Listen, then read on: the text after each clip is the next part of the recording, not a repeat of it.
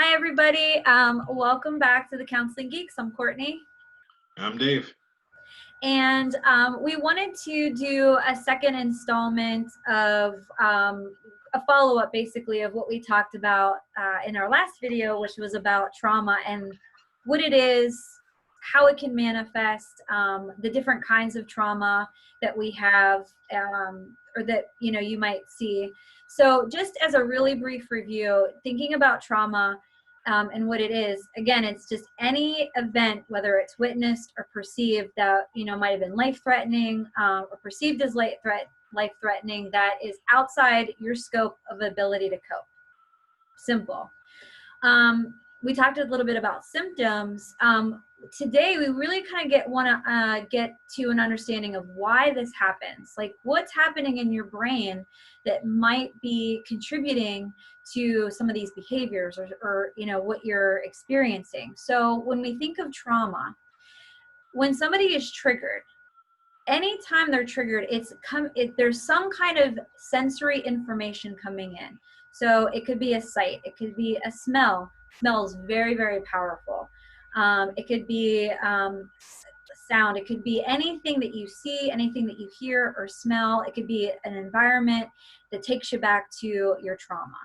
And what happens when we are traumatized is our brain begins to misfire, in a sense. So to make and again, I could talk about brain forever, but to give you a very simple understanding of it, if you think about your brain, it's like your hand, and you just put your thumb over underneath your four fingers.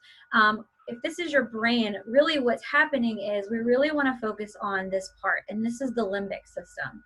So say something happens where you're traumatized. The limbic system is responsible for emotions, it's responsible for memory, and what happens is this gets hijacked when we become traumatized. And this is why people struggle with strong emotions. A thing to remember as well too, because the limbic system is hijacked, people might not have memories, or the memories are kind of all over the place. They might not be able to recall like everything about the trauma. They might not be able to put words to what they've experienced. You can't put words to an emotional experience, especially when we're talking about trauma that's maybe happened as a child. You might not have the language or vocabulary to really understand what's happened. So this limbic system gets hijacked, and the other thing that it's responsible for is our fight, flight, or freeze response. And so sometimes we get stuck in fighting and freezing, or running away. So there's a couple of different things that are happening when we have this sensory information coming in. And so that's why people, again, struggle with memories, or they might be on a trauma, what we call like a trauma loop. So they might have really intrusive memories. So if I told you right now, for the next like 2 minutes, you are not allowed to think of a pink elephant. Don't think about a pink elephant, whatever you do. Dave, what happened in your brain when I said, hey, don't think about a pink elephant? Maybe you want to think about it. You may want to think about it. So that's essentially what happens to somebody who's traumatized. They say, I don't want to think about it. I don't want to think about it. I don't want to talk about it. And then what does your brain do? It does the exact opposite. And because the trauma has rewired some portions of your brain, and that limbic system is sometimes misfiring with that sensory information coming in. And so these symptoms that happen to us when we're talking about intrusive thoughts or nightmares or flashbacks, or avoiding, depression, bitterness, isolation, self-sabotage, substance use, eating disorders, this is all normal because you had an abnormal event happen to you.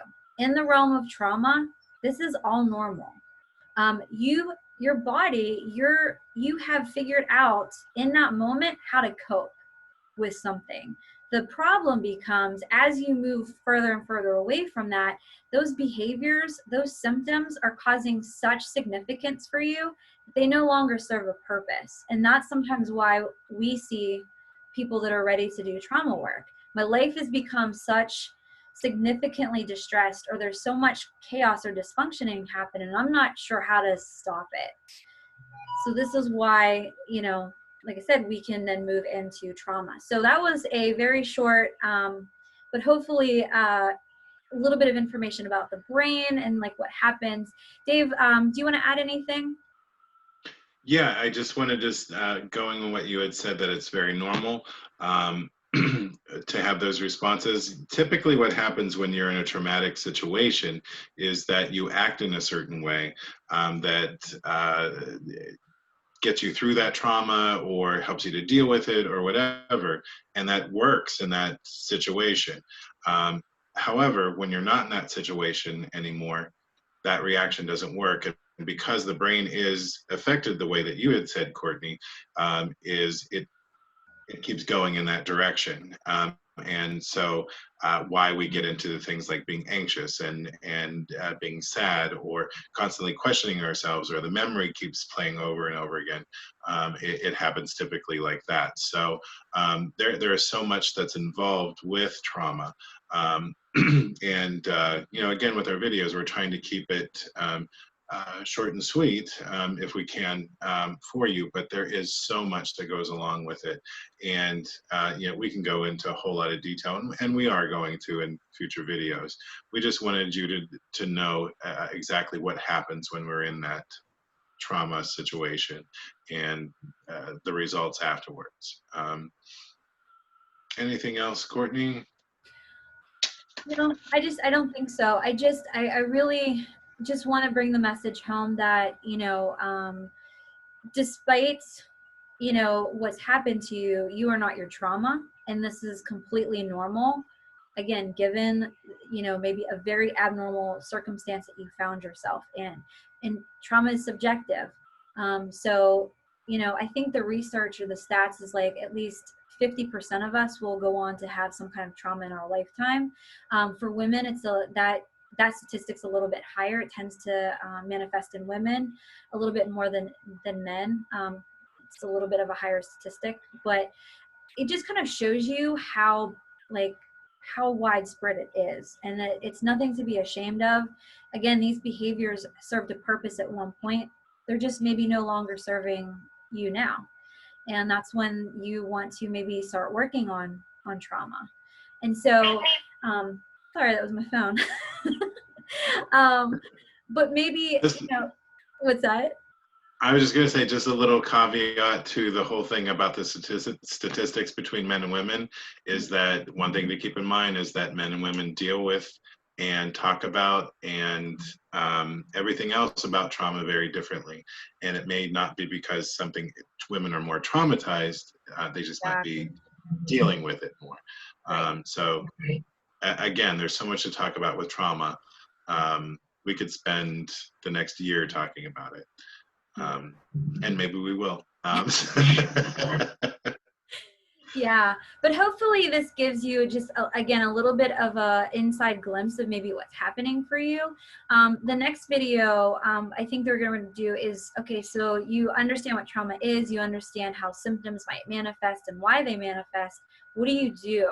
What kinds of interventions are out there to maybe help you, you know, regulate some of these strong emotions, or help you feel safe again? Because that's the biggest thing with trauma. People don't feel safe. And as trauma therapists, you know, when somebody comes to us, that's one of the first things that we want to do is we want to make sure that you feel safe enough to, you know, delve into this work. So there's lots of interventions that we can kind of talk about, and we can give some brief information on, you know, what's predominantly out there, what you can expect if you decide to do that.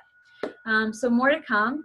But if there's nothing else, this would be a good time probably to stop. And if you have any questions or comments, please feel free to leave them down below, and we'll see you in our next video. Bye, everybody.